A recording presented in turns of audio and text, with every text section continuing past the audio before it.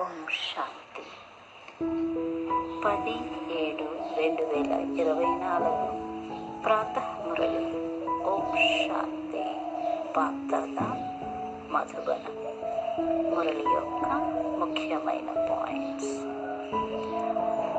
శీర్షిక: మధురమైన పిల్లలు ఇప్పుడు సతోప్రధానంగా అయ్యి ఇంటికి వెళ్ళాలి.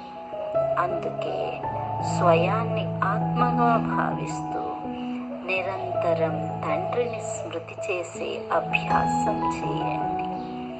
ఉన్నతి గురించి సదా శ్రద్ధ పెట్టండి. ప్రశ్న: చదువులో రోజు రోజుకు ముందుకు వెళ్తున్నామా లేక వెనక్కి వెళ్తున్నామా అన్నదానికి గుర్తు ఏమిటి?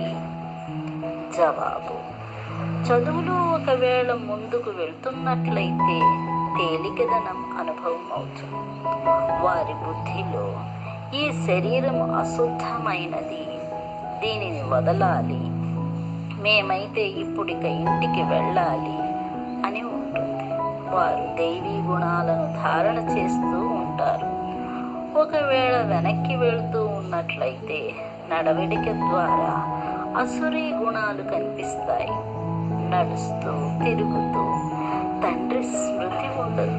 వారు పుష్పాలుగా అయ్యి అందరికీ సుఖాన్ని ఇవ్వలేరు. ఇటువంటి పిల్లలకు మున్ముందు సాక్షాత్కారాలు జరుగుతాయి. అప్పుడిక ఎన్నో శిక్షలను అనుభవించవలసి వస్తుంది. ఓం శాంతి. ధారణ కొరకు ముఖ్య సారం: 1. నడుస్తూ తిరుగుతూ బుద్ధిలో చదువు గురించి చింతన చేయాలి. ఏ కార్యం చేస్తున్నా సరే బుద్ధిలో సదా జ్ఞానం మెదులుతూ ఉండాలి. ఇది ది బెస్ట్, సర్వోత్తమమైన చదువు.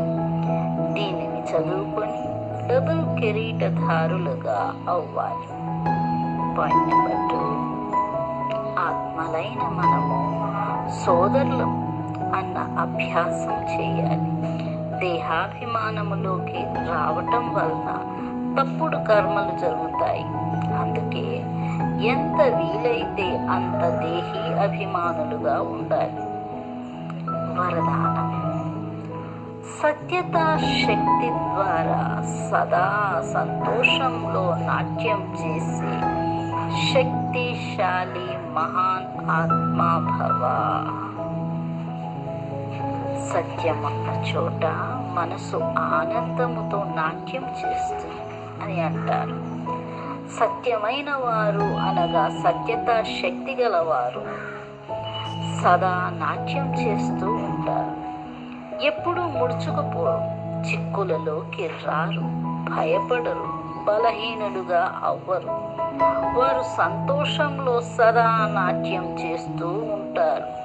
శక్తిశాలిగా ఉంటారు. వారిలో ఎదుర్కొనే శక్తి ఉంటుంది. సత్యత ఎప్పుడు చలించదు, స్థిరంగా ఉంటుంది.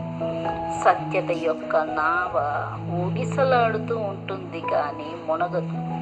కనుక సత్యతా శక్తిని ధారణ చేసే ఆత్మలే మహానులు.